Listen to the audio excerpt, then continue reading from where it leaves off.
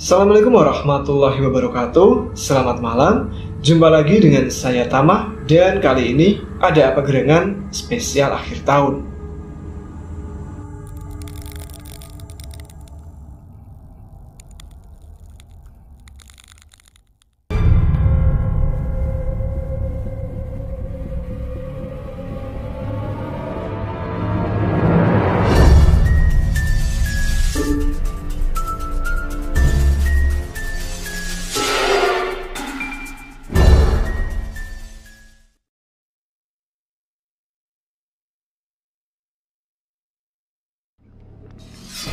Jadi, bagaimana kabar kalian? Semoga selalu diberikan kesehatan dan juga rezeki yang cukup. Pada episode kali ini, saya akan membacakan secara langsung kiriman-kiriman cerita dari teman-teman Ada Apa Gerangan yang telah dikirim ke email kami, adapagerangan20@gmail.com. Baiklah, langsung saja kita menuju ke cerita yang pertama. Kali ini ada kiriman cerita dari Mas Maman yang tinggal di salah satu kota di Sumatera Utara. Baiklah, cerita dari Mas Maman mulai dari sini. Kejadian ini terjadi pada tahun 1992 di saat aku SMP. Waktu itu sedang liar-liarnya bergaul hingga jarang pulang ke rumah. Kalau nggak nginep di rumah teman ya bergadang di bawah pohon mangga yang letaknya tepat di belakang SD sambil bakar api unggun. Sore itu, di saat para pegawai sudah pulang, aku bersama temanku Yuri main ke kantin yang berada di belakang kantor pemerintahan di kotaku. Kantor pemerintahan itu merupakan peninggalan Belanda. Di samping kantin berjejer kurang lebih 10 toilet dengan lampu pijar 5 watt di masing-masing toiletnya, dan yang diperuntukkan bagi pegawai kantor pemerintahan itu. Entah kenapa, di saat asik ngobrol bersama Yuri dan Dami yang merupakan karyawan kantin, aku kebelet pengen buang air besar. Aku langsung bergegas menuju toilet untuk segera menuntaskannya. Hati-hati cuy, di toilet itu kalau sore ada yang dingin-dingin, kata Dami begitu. Aku mengabaikan saja karena aku tidak tahu maksud tujuannya. Setelah menuntaskan yang harus dituntaskan dan posisi masih nongkrong, mendadak ada hawa dingin di paha kananku, seperti daging dari kulkas yang menempel. Karena dibatasi penerangan yang remang-remang sore itu, segera aku ambil benda dingin yang menempel itu supaya kelihatan jelas benda apa sebenarnya. Benda apa ya kira-kira? Ternyata itu adalah potongan telapak tangan berwarna pucat kebiruan dan masih bergerak-gerak mencoba melepaskan dari pegangan jariku. Ya Allah, astagfirullah, kataku dalam hati. Niat ingin lari keluar dari toilet, namun tidak ada kekuatan. Mulai ujung jari kaki hingga ujung rambut lemas seperti tak bertulang. Kulepaskan potongan telapak tangan itu dan langsung menghilang setelah keluar dari sela-sela bawah pintu toilet. Ada sekitar 15 menitan aku terdiam kaku tidak bisa bergerak. Di saat Dami berteriak dan menggedor pintu toilet, aku tersentak dan tersadar. Segera aku membalas panggilannya. Iya cuy, bentar lagi aku kelar, kataku sambil berdiri. Saat kembali ke kantin, Yuri dan Dami langsung tertawa terbahak-bahak melihat mukaku pucat pasi dan sekujur tubuh gemetar semua. Haha, emang enak dipegang sama yang dingin-dingin, ledek Dami yang kubalas. Kenapa gak ngomong kalau ada potongan telapak tangan di toilet? Ucapku sambil duduk dan meminum teh manis panas buatan Dami. Asik ngobrol ngalor ngidul, tidak terasa waktu sudah menunjukkan jam 11 malam. Oi, kalian tidur sini aja lah, nemenin aku. Aku disuruh bosku nih tidur di kantin, ajak Dami yang langsung kami iakan ajakannya. Jam 1:30 malam, mata kami sudah mulai mengantuk. Dami terlihat sudah ngorok dan tertidur pulas di atas meja kantin. Malam itu di kantin banyak sekali nyamuk dan udaranya juga dingin sekali. sehingga aku dan Yuri berinisiatif untuk tidur di musola yang berada di depan kantin.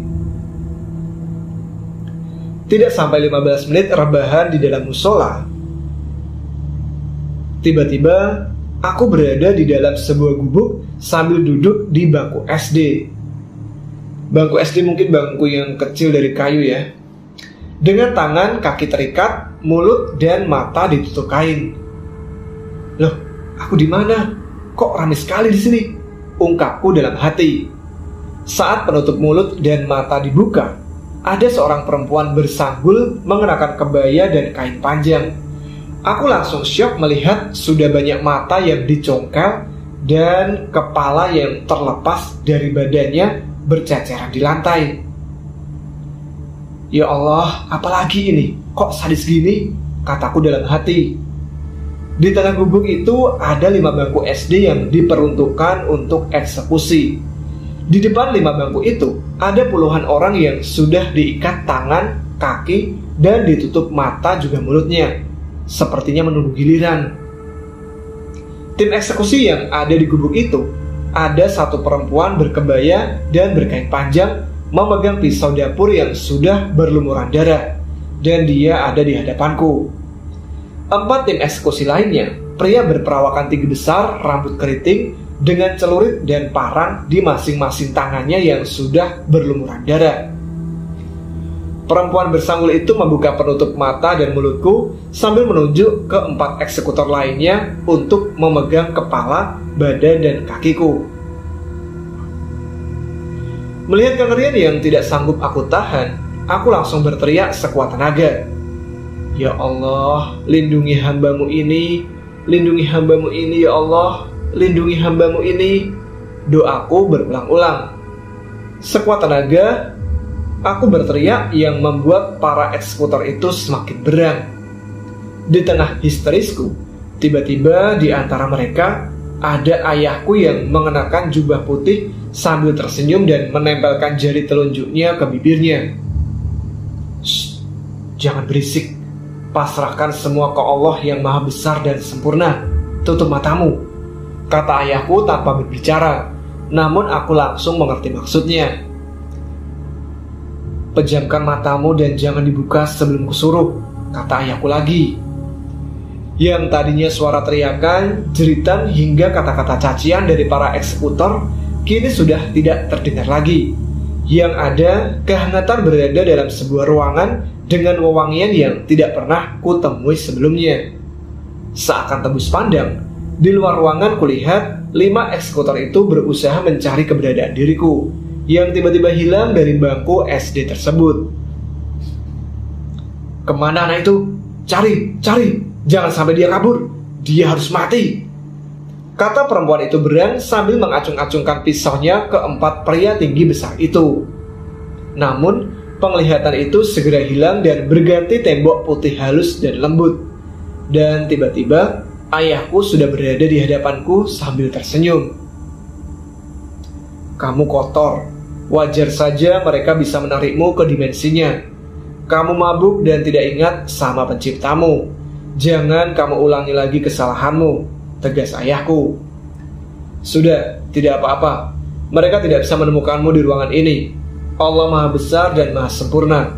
Selalulah dalam keadaan berwudu dan jaga sholat 5 waktu. Baca Al-Quran dan selalu berzikir memujinya setiap waktu. Jangan sampai hatimu kosong, sambung ayah sembari mengusap kepalaku. Tidak lama kemudian, aku sudah kembali berada dalam musola yang ada di depan kantin itu. Lanjut. Aku lihat wajah Yuri pucat dan dipenuhi keringat. Astagfirullah, Man, kau digubuk itu juga tadi? Kau mau dicongkel juga matamu? Kata Yuri dengan nada lemas. Iya Yur, aku udah diikat di bangku kayu dan perempuan itu sudah memegang pisau mau mencongkel mataku. Tapi ayahku tiba-tiba datang. Ku bilang itu ke Yuri. Yuri juga mengatakan hal yang sama, bahwa dia ditolong oleh kakeknya. Kita nggak tahu ya, bagaimana kalau mereka berdua nggak ditolong oleh orang tua mereka masing-masing. Man, kita pulang ke rumah masing-masing yuk. Kita salah, kita kotor. Yuk kita pulang dan minta maaf ke orang tua kita, kata Yuri sembari bergegas mengajakku keluar dari musola dan pulang ke rumah masing-masing, meninggalkan Dami sendirian di kantin. Sampai di rumah, ayahku sudah menunggu di ruang tamu dan langsung menyuruh aku mandi dan berwudu, kemudian sholat taubat sambil menunggu azan subuh. Sekian ceritaku kali ini, semoga kita semua selalu dalam perlindungan Allah. Semoga dapat diambil hikmah dari ceritaku ini. Baiklah, sekian cerita dari Mas Maman untuk mengawali episode kali ini. Sebelum kita menginjak cerita yang kedua, saya ingin berkirim-kirim pesan, mungkin istilahnya ya, untuk berterima kasih kepada teman-teman semua yang telah menyimak setahun ini atau tahun-tahun sebelumnya setiap episode Ada Apa Gerangan, yang terus berkomentar, memberikan like dan supportnya untuk channel ini. Salam yang pertama sekaligus ucapan terima kasih kepada Mas Adi Wijaya, Mas Ruby Heru, lalu Mas Ming Ming, Mbak Siti Badriah, Mas Sahal yang sering mengirim cerita ke Ada Apa Gerangan, Mas Ferdian Septiawan, Mbak Ani Dut. Mbak Ani juga sering terlihat komen di Ada Apa Gerangan. Lalu ada pejuang first comment Mbak April RM, ada Mbak Eka Asmiati, Mbak Sumiati juga, dan Mbak Tia Rahmawati. Ini yang ibunya Eca ya. Lalu ada Mas Nurul Hidayat, Mbak Rini. Waalaikumsalam Mas Tama, Ada Apa Gerangan sebagai pengobat kegundahan hati karena Indonesia kalah pada leg 1, semoga bisa dibalas pada leg kedua, amin amin ya rabbal alamin. Komentarnya yang terakhir. Ada Mas Wawan Setiawan di mana ini? Di Bintaro. Lalu ada Teh Elis Suminar,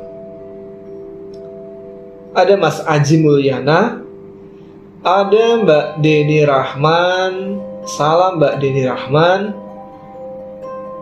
Lalu ada Mas Bima Febrianto. Baiklah, untuk kalian yang menunggu cerita yang kedua, langsung saja setelah ini kita langsung menuju cerita yang kedua. Bentar, nanggung. Salam lagi untuk Mbak Anisah Jaya Scramble, lalu Mas Tubagus Wahyu, Mbak Serlilin ada di Hong Kong, lalu Mas Yogi ZY, ada Mbak Meta Francisca, Mbak Dewi Panggabean. Terima kasih untuk yang komen-komen. Terima kasih untuk yang selalu menyimak episode Ada Apa Gerangan. Ada Mas Riki Iswanto, salam untuk keluarganya. Mbak Umudini, Mbak Lisa Ica tidak ketinggalan yang selalu komen dan tidak pernah absen. Alhamdulillah. Baiklah, setelah ini kita langsung menuju ke cerita yang kedua. Menuju cerita yang kedua, di sini ada Mas Randi Pranojo. Kalian tentu sudah tidak asing ya kalau terus mengikuti episode Ada Apa Gerangan.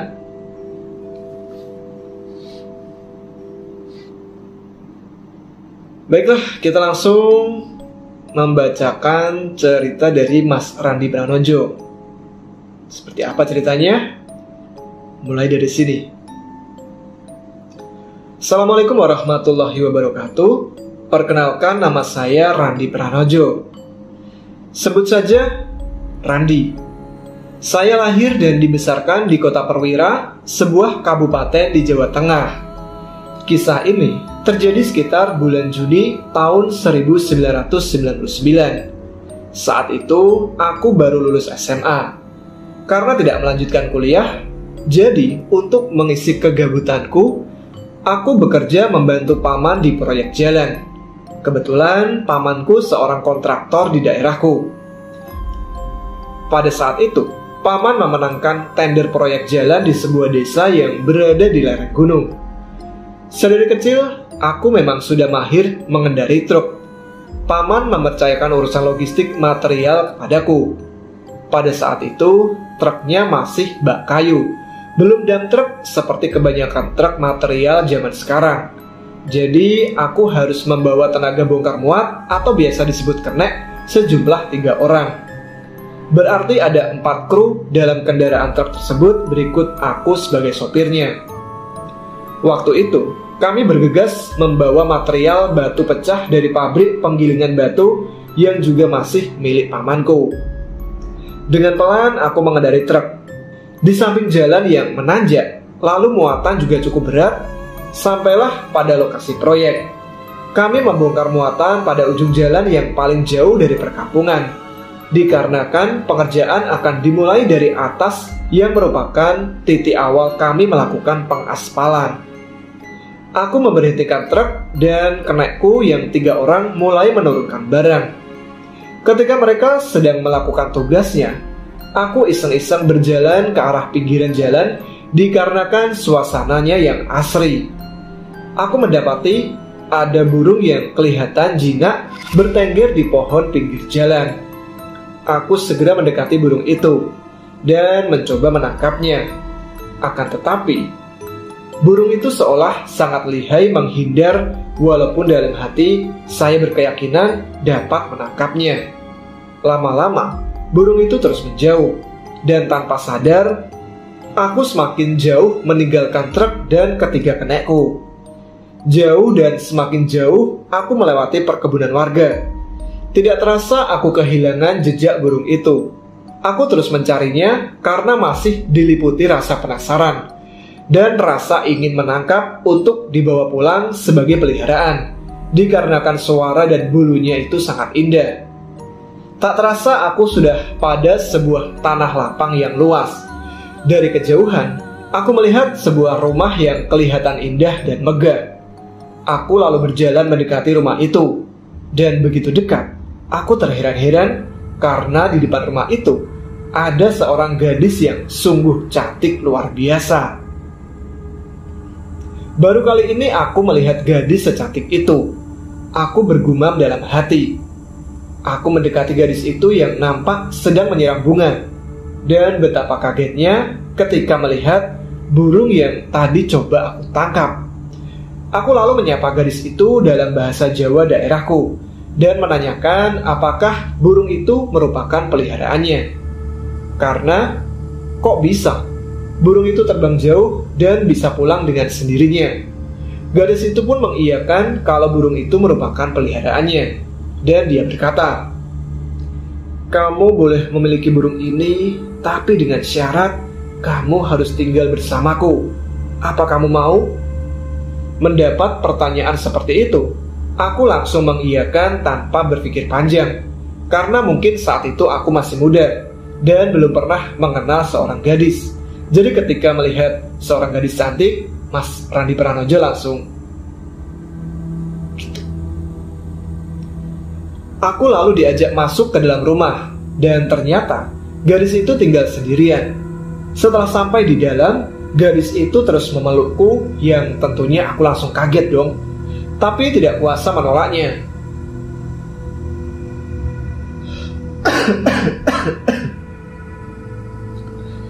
Harum dan wangi aku cium bau tubuhnya.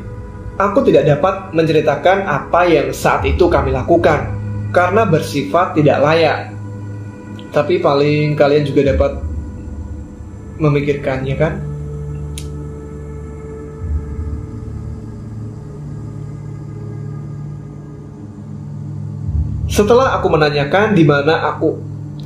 Setelah berbuat itu, aku menanyakan di mana aku bisa mandi.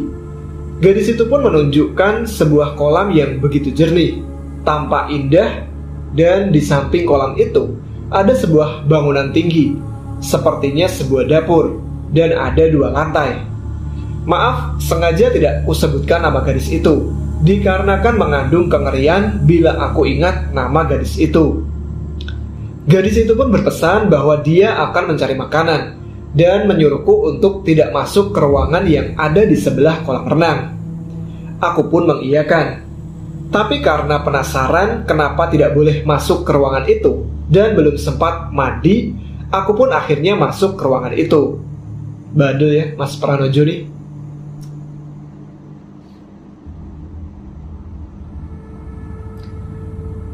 Ketika masuk ke dalam ruangan itu, ada tangga menuju lantai 2. Aku pun menaiki tangga itu. Dan betapa terkejutnya aku begitu sampai di atas, karena yang tampak adalah pemandangan hutan yang lebat. Dan aku berada di atas pohon. Seketika ada suara wanita membentak.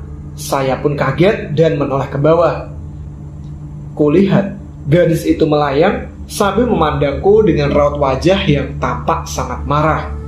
Aku sangat ketakutan karena wajahnya sekarang berubah menjadi tua dan sangat mengerikan. Dengan bola mata merah menyala, mulutnya bertaring, rambut gimbal acak-acakan, kuku tangan memanjang runcing, dan maaf, buah dadanya menjuntai sampai lutut. Aku pun bergegas turun dari pohon dengan cara melorotkan badan tanpa berpegangan.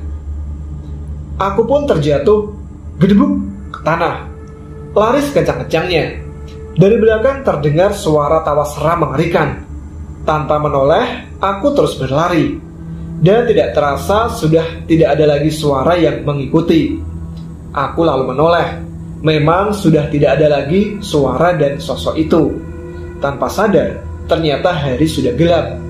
Aku berjalan mengikuti Philip menuruni lereng. Terasa lama dan sudah berjam-jam aku berjalan tergesa-gesa tanpa memperhatikan arah. Yang aku ikuti hanya berjalan ke arah yang menurun. Lama-lama terdengar suara azan yang sepertinya sudah masuk waktu subuh. Aku pun mempercepat langkah karena timbul kekuatan dan keyakinan bahwa sudah mendekati pemukiman penduduk. Dan benar saja, dari jauh kelihatan lampu perumahan penduduk. Dengan rasa capek yang begitu sangat, sampailah aku ke pemukiman itu. Aku ditolong oleh warga dan dibawa ke rumah kepala dusun. Aku sangat bersyukur dapat selamat dari kejadian itu. Tapi yang membuat aku bingung adalah aku turun di daerah yang bukan wilayah dari gunung daerah asalku. Aku berada di area hutan kabupaten yang melewati 2 kabupaten dari daerahku. Aku lalu diantar pulang. Sesampainya di rumah, keluargaku pun menangis terharu karena mereka sudah mencari selama 5 hari. Setelahnya, kami mengadakan syukuran atas kembalinya aku ke rumah. Sampai sekarang truk itu masih ada dan sudah diberikan kepadaku.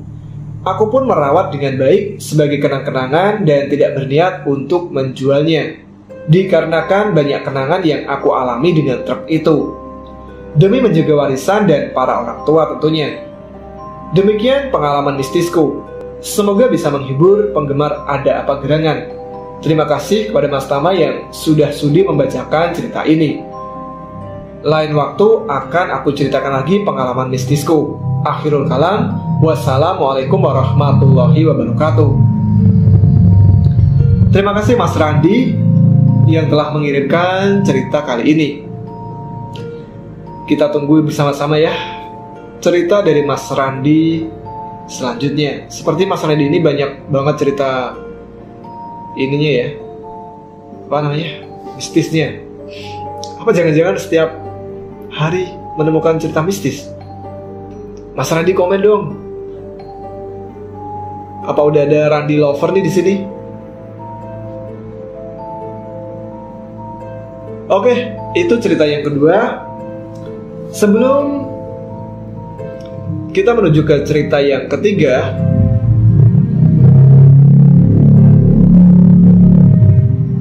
kita lanjut lagi membacakan salam untuk kalian para subscriber atau yang telah rutin berkomentar di channel Ada Apa Gerangan. Oke, kita simak lagi. Salam-salam untuk Mbak Tati Simungil. Terima kasih untuk Mas Erik QQ. Lalu Mas Jamin Nurgianto. Halo Mas Jamin. Ada sendok cilik. Secili apa? Ada juga Mbak Keiza Kezia. Lalu Mbak Jihan Atabina yang ada di Cina. Ada Mbak Daini Retnowati. Absen hadir, moga sehat dan sukses selalu untuk semua. Amin. Lalu ada Mbak Ella Azhara. Ada Mbak Suryati Hakiki. Terima kasih untuk Mas Ade Nuryana, Mbak Sela Arema, Mas Dimas Sanjaya. Lalu terima kasih untuk Mbak Desi Mulyana, Mas Yuda Irawan, Mas Randy Sanatik. Ada juga Mas Ari Wibowo yang selalu ngaduk kopi hitam.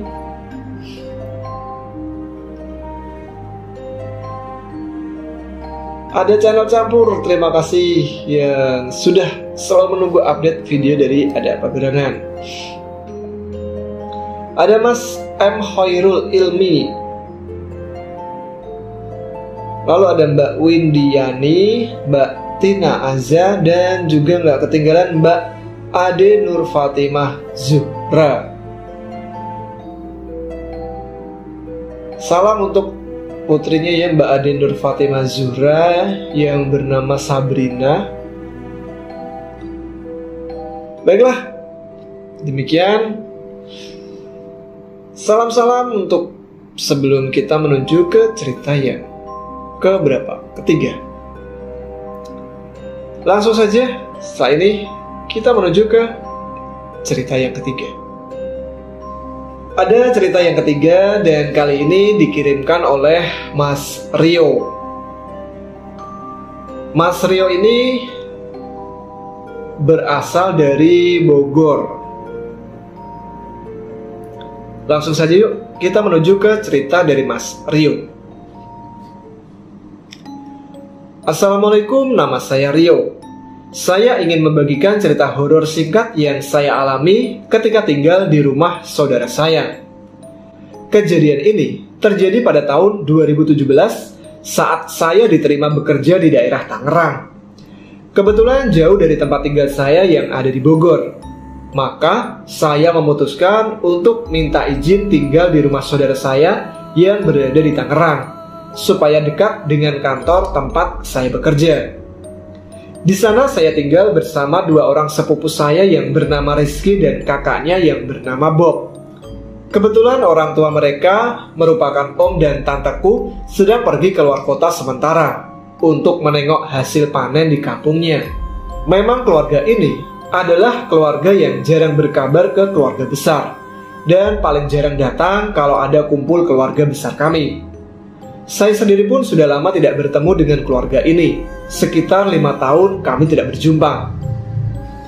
Singkat cerita, pada hari itu saya berkemas dan pamit ke orang tua untuk berangkat menuju ke Tangerang. Hari yang cerah awalnya. Sampai saya tiba di sana, mendung yang menyambut kedatangan saya. Hawa yang lembab saya rasakan ketika mulai masuk ke dalam pagar. Memang rumah saudara saya ini terletak di ujung gang berbelok dan satu-satunya rumah yang ada di ujung gang ini. Rumah yang rindang dengan ditumbuhi pohon jambu air yang tua dan besar. Assalamualaikum, teriak saya dari teras rumah. Waalaikumsalam, jawab Bob dari dalam dan sambil membuka pintu. "Hey Bray, ayo masuk," ajak Bob kepada saya yang memang dia sudah tahu akan kedatangan saya pada hari itu. Karena 2 hari sebelumnya, saya memberi kabar untuk datang.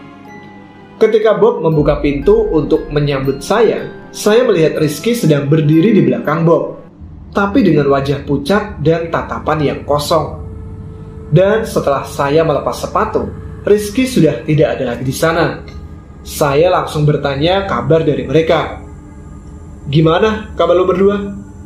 Udah lama ya nggak jumpa?" "Baik," jawab Bob. Saya pun kembali bertanya, "Adek lu pucat banget tuh, lagi kurang sehat ya?" Seketika Bob bingung mendengar pertanyaan saya. "Rizky, seger buger dia, lagi ngadu bola tuh di lapangan belakang. Baru aja berangkat. Lagian lu tahu dari mana kalau Rizky pucat? Kan lu baru datang, Bray." Saya pun kebingungan atas jawaban Bob barusan. Tapi saya langsung jawab sekenanya. "Iya Bray, tadi gua cuma menebak-nebak aja kok," jawab saya yang merasa heran pada saat itu. Udahlah, saya pun menganggap itu merupakan sambutan terhadap tamu yang akan menumpang dan tinggal di situ. Singkat cerita, hari itu saya langsung menuju ke kamar mandi untuk bersih-bersih dan membereskan kamar untuk saya istirahat, yang memang rumah agak berantakan ditinggal orang tua pergi. Wajar lah ya. Hawa di sana agak lembab.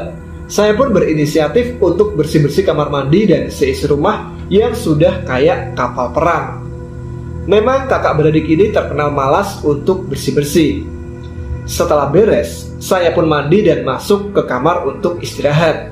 Saking lelahnya, saya terbangun pada malam hari sekitar jam 10 malam dan sangat merasa lapar sekali. Saya keluar kamar untuk kencing dan minum di dapur. Saat keluar kamar, saya melihat Rizky tertidur di depan ruang TV dan Bob yang sedang main PlayStation di kamarnya yang terbuka pintunya, persis di belakang ruang TV. "Baru siuman lo Bray?" "Iya nih, capek banget. Gue ke depan dulu ya, nyari nasi goreng. Lo mau nitip gak?" "Boleh, gue titipin goreng ya." Singkat cerita, saya balik dan langsung menuju kamar Bob yang masih asik dengan gamenya. "Nih, makan dulu, biar gue lanjutin mainnya." Setelah itu, Bob keluar untuk mengambil piring yang ada di dapur. Selang 15 menit, saya tidak lagi mendengar suara Bob yang saat itu saya pikir dia sedang makan di ruang tengah sambil nonton TV. Saya yang haus lalu keluar kamar untuk ambil minuman. Benar dugaan saya, Bob sedang nonton TV sambil makan mie yang saya beli. Ketika saya sampai di dapur untuk ambil minum, saya kaget bukan main. Bob ada di dapur dan sedang membelakangi saya. Dia sedang memasak sesuatu di depan kompor. Saya diam sejenak melihat Bob ada 2. Saya mencoba mendatangi dia ke dekat kompor. Saya melihat dia sedang menggoreng telur ceplok. Saya langsung bertanya, ngapain lu goreng telur? Kan udah gue beliin mie goreng." Bob lalu menjawab, "Gue suka banget sama telur." "Ya udah, gue tunggu di kamar ya, kita lanjut main PS-nya." Dia cuma mengangguk. Setelah itu, saya pun kembali ke kamar. Saat jalan ke arah kamar, kembali saya mau pingsan karena melihat Bob yang jalan dari arah depan menuju ke dapur. Dia berkata, "Makasih Bray minyak, cuman kurang pedas aja nih." Saya cuma melongo melihat dia menuju ke dapur. Saking penasaran, saya lalu menyusul dia ke dapur. Saya lalu bertanya, "Lu nambah telur ceplok Bob?" "Maksud lu apa Bray? Gas di rumah udah 2 hari habis, gimana mau goreng telur? Dan gue juga belum belanja apa-apa." Mendengar itu, saya cuma bisa tertawa kecil. Singkat cerita, saya sudah 3 hari tinggal di sana. 2 hari itu tidak ada gangguan yang berarti. Ketika di hari yang keempat, ada kejadian yang kembali memacu jantung saya. Saat itu malam Jumat, yang kebetulan saya pulang agak malam karena diajak nongkrong dulu dengan atasan saya. Sesampainya di rumah, saya melihat Rizky yang sedang asik nonton TV dan Bob yang tidak tahu ada di mana. Saya tanya, "Riz, lu udah makan belum?" Tapi dia cuma diem aja. Saya yang capek tidak menghiraukan itu dan langsung menuju ke kamar mandi. Ketika itu, dari arah dapur, saya melihat Rizky yang kedua mencoba untuk memanggil saya. "Bang Rio," dengan suara berbisik. Saya pun kaget serta bingung karena sekarang Rizky yang ada dua. "Lo Rizky bener atau demit sih?" tanya saya ke Rizky yang ada di dapur. "Gua beneran Rizky bang. Gua habis dari atas nih ambil jemuran yang lupa gua angkat. Tapi pas turun, gua lihat di depan TV ada diri gua yang sedang nonton TV. Dari tadi gua cuma ngumpet bang di dapur, nunggu Bang Rio atau Bang Bob balik. Gua nggak tahu lagi mau ngomong apa." Akhirnya saya ajak dia ke depan pelan-pelan untuk sekalian saya temuin sama Rizky satunya. "Ayo ke depan," ajak saya ke Rizky. "Gue takut bang, gue jangan di belakang aja ya." "Oke lah," gue bilang itu ke dia. Setelah sampai di ruang TV, saya masih melihat Rizky yang tadi, tapi sekarang dia tertidur pulas di depan TV. Dan tanpa sadar, saya menengok ke belakang. Ternyata Rizky yang tadi ada di dapur lenyap gitu aja. Sontak saya langsung masuk ke kamar dan gak mandi malam itu karena panik dan rasa takut yang tinggi. Aneh ya. Singkat cerita, selang beberapa hari saya pulang malam lagi karena ada kerjaan tambahan. Saat itu agak gerimis dan pelan-pelan saya membawa motor. Saya melewati pertigaan pos ronda. Di sana saya melihat ada banyak anak muda sedang ngopi dan main gitar. Saat saya bilang permisi ke mereka, mereka menjawab dengan gaya siul menggoda perempuan. Aneh.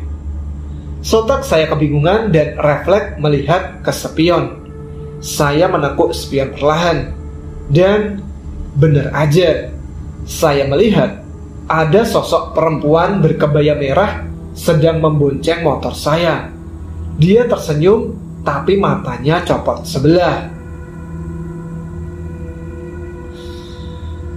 Saya langsung gas motor ke warung terdekat mencari keramaian. Saya singgah sebentar untuk beli minum, dan saya melihat Nyai tadi udah gak ada. Jantung mau copot rasanya. Setelah melewati beberapa kejadian yang aneh di rumah itu, saya pun memutuskan untuk cabut dari rumah itu dan mencoba kos aja. Singkat cerita, saat niat saya udah bulat untuk pindah, saya packing-packing barang di kamar. Saya merasa ada yang aneh. Sudah 3 hari ini, saya tidak melihat kakak adik Bob dan Rizky ada di rumah. Semenjak kejadian terakhir ketika saya melihat Rizky ada 2, Bob pun belum pulang sampai hari ini ketika saya mau cabut. Rizky yang main tanpa pamit pun juga belum kembali sampai hari itu. Saya yang pulang kerja langsung mandi dan ke kamar semenjak banyak kejadian aneh dan tanpa memperdulikan sepupu-sepupu saya sedang apa dan sedang di mana. Malam gak kelihatan. Ya, saya pikir mereka di kamar masing-masing, dan paginya pun saya pikir mereka pergi atau masih tidur di kamar masing-masing. Singkat cerita, saya mencoba telepon Bob dan Rizky untuk segera pulang karena saya ingin pamit untuk ngekos. Tapi HP kedua kakak beradik itu gak ada yang aktif. Chat pun hanya checklist 1. Saya pun inisiatif untuk menghubungi ibu bapaknya untuk sekedar pamit. Saat saya telepon ibunya, saya mendengar ada ponsel berdering dari arah ruang depan. Ketika mencoba saya cek, ternyata ada tante dan om yang tak lain dan tak bukan adalah orang tuanya Bob dan Rizky. Tante dan om saya pun kaget karena melihat saya berada di rumahnya. Sempat saya berpikir itu merupakan demit lagi yang menyerupai mereka berdua. Tapi saya mencoba tanya ke mereka, "Om sama tante demit bukan?" Bukan gitulah. "Om dan tante udah pulang?" "Udah," jawab mereka. Mereka bingung dan bertanya, "Kok kamu ada di sini, Rio? Ngapain kamu sendirian di sini? Nggak ngabarin om sama tante dulu?" Saya bengong dan bingung mau menjawab apa. Singkat cerita, saya pun bercerita dari awal semuanya ke mereka berdua. tentang bagaimana saya bisa ada di rumah mereka dan untuk apa saya ada di sana. Mereka cuma diam dan tante terlihat menangis mendengar cerita saya. Setelah itu, saya disuruh untuk duduk di bangku ruang depan dan tante saya ke dapur untuk mengambil 3 gelas air untuk kami. Setelah menyeruput air, gantian om saya membuka suara. Kenapa mereka berdua bisa kebingungan ada saya di rumah mereka? Jawaban yang gak diduga-duga saya dengar dari mulut mereka. Yang pada saat itu, saya merasa tulang dan badan saya meleleh semua, lemas, dan gak terasa air mata saya juga menetes perlahan. Om bercerita kalau mereka memang pulang kampung, tapi bukan untuk menengok hasil panen, melainkan untuk menengok kuburan 2 anaknya, yaitu Bob dan Rizky. Sekaligus tahlilan 7 hari meninggalnya Bob dan Rizky karena mobil yang mereka berempat tumpangi mengalami kecelakaan saat perjalanan menuju kampung si Om untuk berlibur.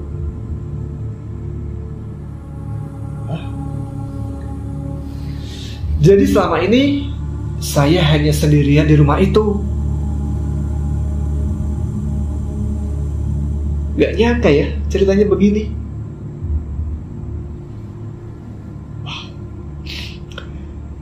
Baiklah, makasih Mas Rio yang telah mengirimkan pengalaman mistisnya. Kalau saya berada dalam posisi seperti itu pasti bingung kali ya. Demikian cerita yang keberapa berarti? Ketiga ya. Kita akan menuju ke cerita selanjutnya yang berarti cerita keempat. Tapi kita lanjut lagi. Biasa kirim-kirim salam untuk kalian teman-teman saya yang selalu setia. Kirim-kirim komen dan kasih like untuk setiap episode Ada Apa Gerangan. Terima kasih sekali lagi untuk kalian semua. Demikian cerita yang ketiga. Kita lihat lagi siapa yang suka komentar di setiap episode Ada Apa Gerangan. Kali ini ada Mas Agung Wahyudi. Terima kasih yang selalu memberikan kopi di setiap komentarnya, mantap kan?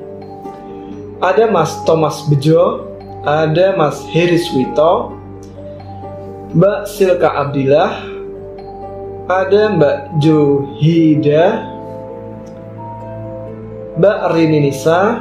Terima kasih yang suka nonton cerita horor siang-siang. Lalu ada Mbak Dewi Panggabean, ada Mas Yoga Tok, terima kasih. Lalu ada Arxli, ada Mas Andromedia, Mbak Yanti Akila, ada tukang kopi pojokan official, mantap. Ada Mas Bayu Camat Keling. Ada Mas Bolodewo. Lalu Mbak Erna Rebeka, Mbak Salamah Ira, Mbak Nabilah Zakiah. Semangat pagi dan sukses selalu. Terima kasih Mbak. Ada juga nih Mbak Asis Solo yang sepertinya tak pernah absen memberikan komentarnya. Ada juga Mbak Silvani Agustina, Mbak Maidina. Mbak Maidina ini yang menuliskan cerita ini ya, Ica Anak Indigo. Mbak Aisilaski Channel. Lalu ada Mbak Eka Patmanawati. Ada Patria AG, Blitar Jawa Timur. Halo Blitar Jawa Timur. Terima kasih sudah menyimak episode Ada Apa Gerangan. Ada kau ini siapa? Lah siapa? Hadir Mas. Lah iya tapi kau siapa? Ada Mbak Ayi Rahma. Mbak Ayi Rahma ini juga tak pernah ketinggalan untuk selalu absen di setiap komen video Ada Apa Gerangan. Mantap. ada Mbak Mariah Ezi Mariah, ada Mbak Siti Fatimah, Mbak Liliana Safitri, lalu Mas Tito Sunan, ada juga Mbak Rini yang ada di Gunung Pati, lalu ada siapa lagi nih, Mbak Alina Akhir Zaman. Memang sih Mbak, waktu ini udah akhir zaman, diwakilkan oleh Mbak Alina. Ada Mas Saiful Bahri, lalu ada Mbak Pupoet dari Jogja, ada Faris Novoselik, bikin kopi kencangkan tali kolor andalan, mantap, selonjoran, mudah-mudahan isi ceritanya nggak bikin kelojotan. Wah, panasan dong kalau kelojotan. Ada Mas Agus Sobirin, ada juga Mbak Syahirah Kaila. Ditunggu Mbak ceritanya, yang katanya mau cerita horornya kisah pendakian di Jepang. Di Jepang atau di mana Mbak? Lalu ada Mbak Shanum Inara, ada Mas Aldi Gimbul, ada juga Mas Huda Cahyadi.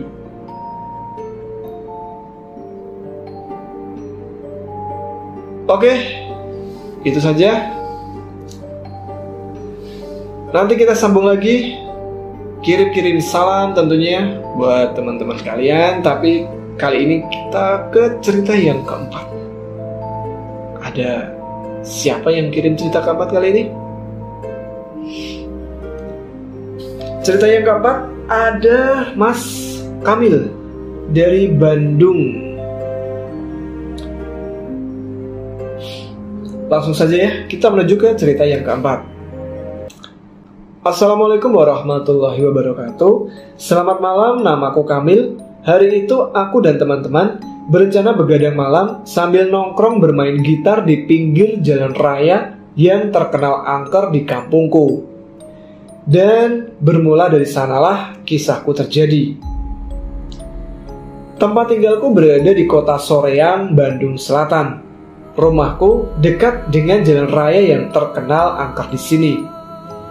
Jalan ini dibuat belasan tahun yang lalu, yang sebagian tanahnya adalah hasil dari membelah bukit, di mana di bukit tersebut adalah wakaf. Sehingga banyak sekali pemakaman yang harus digali dan dipindahkan terlebih dahulu. Saat jalan ini baru setengah jadi, masih jalan tanah merah, jalan ini sering dipakai balapan kuda pacu dan banyak sekali terjadi kecelakaan. Ada kuda yang mendadak ngamuk, ada yang saat balapan jatuh ke sawah, ada juga penonton yang tertabrak dan terlindas oleh kuda hingga cedera serius. Ada juga sebagian masyarakat yang mau bepergian bertani ke sawah melewati jalan tersebut, melihat tulang belulang yang berserakan di jalan. Mungkin tulang tersebut adalah tulang yang belum sempat dipindahkan oleh warga setempat hingga sebagian berserakan di jalan. Beberapa tahun pun berganti. Jalan tersebut kini sudah direnovasi menjadi jalan aspal. Walaupun sudah menjadi jalan aspal, jalan ini masih banyak terjadi kecelakaan dan kejahatan. Entah itu tabrak lari, begal, jambret, kecelakaan akibat balap liar, dan kecelakaan lainnya. Dari pengakuan korban yang selamat dari jalur tersebut, si korban yang tertabrak tidak melihat akan ada kendaraan yang melintas sehingga dia dengan leluasa menyeberang. Dan begitupun dari pengakuan si penabrak, tidak melihat akan ada orang yang menyeberang di jalan tersebut. Mereka hanya menyadari ketika sudah dekat dan terjadi tabrakan. Selain itu, dari kesaksian pedagang, suka ada pemotor yang mendadak jatuh, padahal jalan terbilang mulus dan lurus. Ketika ditolong oleh si pedagang, si pengendara melihat ada orang yang menyeberang sehingga dia terkejut dan memalingkan motornya hingga terjatuh. Sehingga banyak sekali korban yang berjatuhan di jalan tersebut. Apalagi ditambah dengan para pemuda geng motor yang suka memakai jalan tersebut untuk tawuran dan balap liar, hingga menambah jumlah korban yang berjatuhan di jalan tersebut. Suatu sore, aku dan teman-teman merencanakan nongkrong malam di sebuah kontrakan di pinggir jalan raya tersebut. Waktu itu, kami kurang lebih berjumlah 10 orang termasuk aku, Wardian, Rian, Rafli, Ali, Salman, Panca, Farhan, Surya, dan Sandi. Hei, malam nanti keluar nongkrong yuk, biasalah bermusik, gimana? Ungkapku kepada teman-teman. Di mana bro? Jawab Rian. Di tempat biasa di kontrakan si Ali pinggir jalan raya itu, jawabku. Ayo Li, nanti Kahon bawa ya, biar agak sedikit enakan main gitarnya, ungkap Rian. Siap bos, jawab Ali. Malam pun tiba. Kami tiba di kontrakan pada jam 8 malam. Goceng pertama biasa, kopi sama martabak biar mantap, ungkapku kepada teman-teman. Sok, kumpulin uangnya, biar saya yang pergi belinya, jawab Rafli. Saya temenin beli, kata Salman. Kemon, jawab Rafli. Uang pun terkumpul, Salman dan Rafli pun pergi membeli dan sebagian yang lain menunggu sambil bermain musik di depan kontrakan. Memang sih, kami bermain musik di malam hari bising di telinga tetangga. Tapi kita izin dulu kok, sehingga mereka pun tidak merasa terganggu dengan kami. Karena merasa hangat tidak sepi, karena kalau sepi di tempat kontrakan tersebut suka terjadi pencurian. Salman dan Rafli pun datang. Kami pun larut bermusik sampai tengah malam hingga suatu keanehan terjadi. Bau bangkai bro. Bau bangkai dari mana ini? Padahal selokan jauh. Di depan kita hanya persawahan dan jalan raya. Duh, bau bangkai apa ini sampai nyelok gini? Ungkapku. Iya Mil, ini mah lebih dari bau bangkai, kata Rian. Wah, udah gak bener ini mah, jawab Wardian dengan wajah was-was. Kalem, tenang bro, gak akan apa-apa. Ayo, mendingan kita nyanyi lagi, ajak Ali. Dan bau itu pun seketika menghilang. Kurang lebih bau itu hanya tercium 1 menit. Walaupun menenang-nenangkan diri, terlihat jelas teman-teman yang lain memasang mimik wajah ketakutan, termasuk aku. Karena kita tahu, kalau ada bau bangkai mendadak, tandanya itu ada sosok pocong yang berada dekat di sekitar kita. Jam 12 tengah malam, kami memutuskan untuk bubar. Ali dan Salman memang tinggal di kontrakan tersebut, sedangkan Rian, Rafli, Panca, Sandi, Farhan, dan Uya pulang ke arah timur, berbeda denganku dan Wardian yang harus melewati jalan raya dan gang di tengah hamparan sawah dan harus melewati perkebunan. Saya duluan ya, gak kuat pengen ke air, ucap Wardian sambil lari terbirit-birit meninggalkanku sendirian di jalan raya. Aku pun melihat ke kanan dan ke kiri karena hanya aku sendirian di jalan tersebut sambil membawa gitar. Di jalan tersebut, kalau malam hari memang sepi, apalagi kalau tengah malam. Karena minimnya penerangan dan rata-rata orang-orang gak mau lewat jalur jalan raya tersebut, karena banyak begal. Aku pun berjalan santai di pinggir jalan raya menuju gang yang dikelilingi hamparan sawah yang pada malam itu gelap gulita hanya diterangi cahaya bulan. Saat aku sedang berjalan, terdengar ada yang berlari dari arah belakangku, seakan-akan mengejarku. Terdengar suara orang yang memakai sandal jepit yang berlari mengejarku dari belakang. Tapi ketika aku melihat ke belakang, kok gak ada siapa-siapa? Hatiku mulai berdegup kencang. Aku pun berjalan dengan sedikit tergesa-gesa dan suara itu pun muncul lagi. Suara itu semakin dekat di belakangku, seperti ingin meraih gitar yang ada di genggamanku. Aku pun kembali melihat ke belakang dan masih tetap gak ada siapapun di belakangku. Astagfirullahaladzim, astagfirullahaladzim. Aku terus beristighfar dalam hati sambil terus berjalan dengan jantung berdegup kencang. Kini suara di belakangku menjadi seperti jalan biasa. Srek, srek, srek. Saat berhenti, suara itu pun ikut berhenti. tapi suara sandalnya telah berhenti. Aku pun berjalan kembali. Saat ini, aku berada dekat dengan perkebunan. Saat aku melihat ke atas pohon sukun, aku melihat ada wanita berbaju gaun merah. Dia berambut panjang dengan wajahnya yang pucat. Matanya melotot sambil tersenyum menyeringai kepadaku. Aku terpaku sejenak. Kakiku bergetar hebat.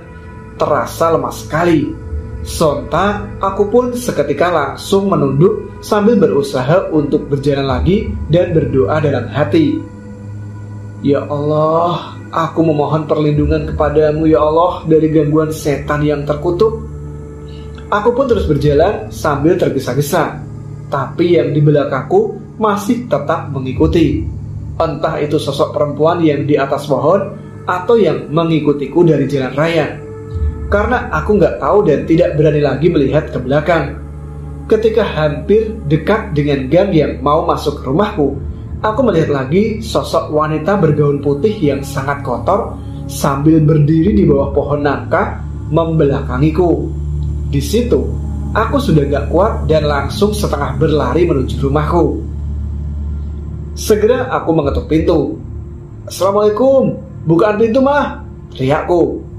Iya, sebentar nak, jawab ibuku. Pintu pun dibuka. Dari mana kamu nak? Kenapa kamu ngos-ngosan gitu? Ada apa? Tanya ibuku keheranan. Gak apa-apa bu, Aa habis nongkrong sama teman-teman. Yaudah, Aa tidur dulu ya mah, jawabku sambil menuju ke kamar. Ketika di kamar dengan nafas ngos-ngosan, aku terus beristighfar sambil memikirkan apa yang terjadi kepadaku barusan. Dan ternyata baru aku sadari bahwa malam itu adalah malam Jumat. Dan aku berpikir, kenapa sosok yang mengikutiku di belakangku ingin menggapai gitarku. Dan ternyata saat aku searching di Google, sosok makhluk gaib merasa diundang ketika ada suara alat musik seperti gamelan, gitar, maupun alat musik lainnya. Dan pantesan aja orang tua sering melarang untuk tidak bersiul di malam hari, karena mungkin hal itu juga dapat memanggil mereka yang tak kasat mata. Sekian dulu kisah dariku, mohon maaf bila ada salah kata. Ambil sisi positifnya, buang sisi negatifnya. Wassalamualaikum warahmatullahi wabarakatuh. Terima kasih Mas Kamil yang ada di Bandung Barat, tepatnya di Soreang. Demikian cerita yang keempat. Sebelum kita menuju ke cerita yang kelima, ternyata nggak ada cerita yang kelima ya teman-teman. Ternyata ini cerita yang terakhir pada episode kali ini. Tapi sebelum kita sudahi episode kali ini, saya ingin lanjut membacakan salam sebagai terima kasih untuk teman-teman Ada Apa Gerangan yang telah mengirimkan komentar setiap video Ada Apa Gerangan. Kali ini salam untuk Mbak Wulan di Lampung Selatan yang hadir menyimak ceritanya. Ada Mas Cecep Perbek, lalu ada Mbak Mila Karmila, ada Mbak Rania Raniaku di Jakarta, ada Mas Buyung Aryansyah, lalu ada Mbak Silvana Desti, Mbak Dewi Farida Verbanak. Al-Fatihah untuk para pejuang Indonesia. Lalu ada Mbak Heni Wijaya, ada Latah Zanyatien, Mbak Sila Ana, lalu Mbak Nur Hikmah, ada juga Mbak Listia, Rianti Anti, tadi udah belum ya? Ada Mbak Yulis Hashim, Alfian Gaming, Dani Kurniawan, Laila Cahaya, Rezeki Sri, Emma Kusumawati, Mbak Dilah Fadilah, Mas Bro, Lalu ada Kirito Senpai. Wah. Ada juga Bakso Jangkung yang menanyakan Mas Derajat. Kita tunggu ya kiriman cerita dari Mas Derajat. Ada juga Tafaulul Ilmi. Terima kasih Mas Tafaulul Ilmi. Ada Wanto Lelep. Ada juga Mas Rizky Mahendra. Ada Sandra Airlangga. Terima kasih kepada Mbak Desi Cici, Mbak Nabila Zakiyah. Terima kasih juga kepada Mas Dimas Sanjaya. Terima kasih kepada Mbak Nana Meliana. Ada juga Pejuang Senyum dari Tangerang. Ada lagi Buca. Ada Mbak Arlina Ritawati.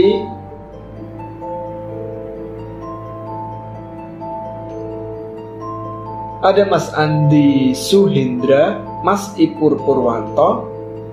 Lalu Mbak Yanti Akila, udah ya tadi ya, Mbak Yanti Akila.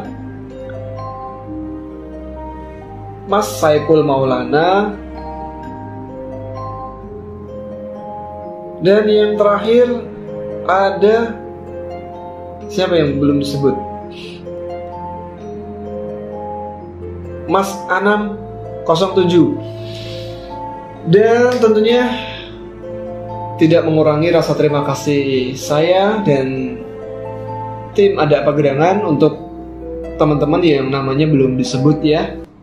Mohon maaf jika tidak bisa disebut semuanya, karena di sini ada 2 jutaan lebih komentar yang harus disebut dan keburu tahun baru 2022 pastinya.